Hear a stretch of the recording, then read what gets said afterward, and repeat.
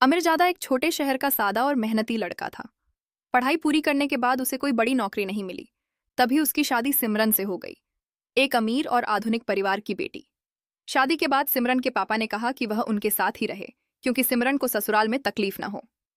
आमिर ने हाँ कर दी और वह घर जमाई बन गया। शुरुआत में सब ठीक था, पर जल्द ही ताने शुरू हो गए।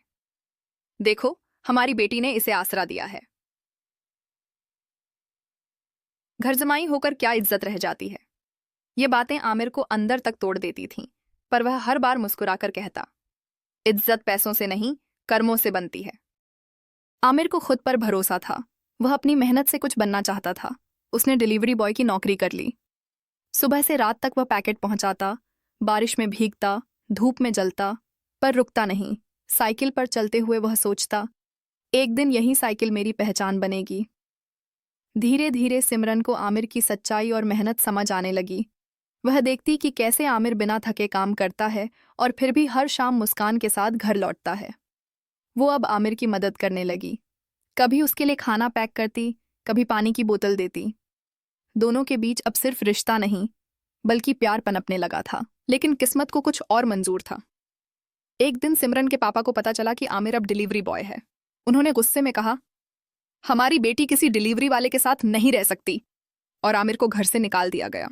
सिमरन दो राहों पर खड़ी थी, एक तरफ पिता का घर, दूसरी तरफ उसका सच्चा प्यार।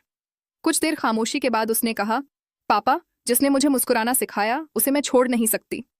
वो आमिर के साथ निकल पड़ी। अब दोनों ने किराए के एक छोटे कमरे में नई जिंदगी शुरू की।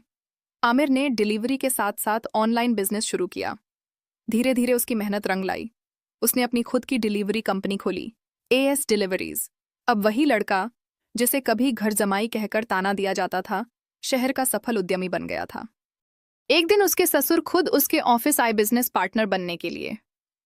आमिर मुस्कुराया और कहा, अब मैं किसी का घर जमाई नहीं, अपनी मेहनत का मालिक हूं। सिमरन ने उसकी आंखों में देखा और मुस्कुराते हुए बोली, और मैं उस मालिक की रानी। दोनों हंस पड़े। अब उनकी डिलीवरी कंपनी सिर्फ पार्सल नहीं, बल्कि प्यार, इज्जत और उम्मीद भी पहुंचाती थी।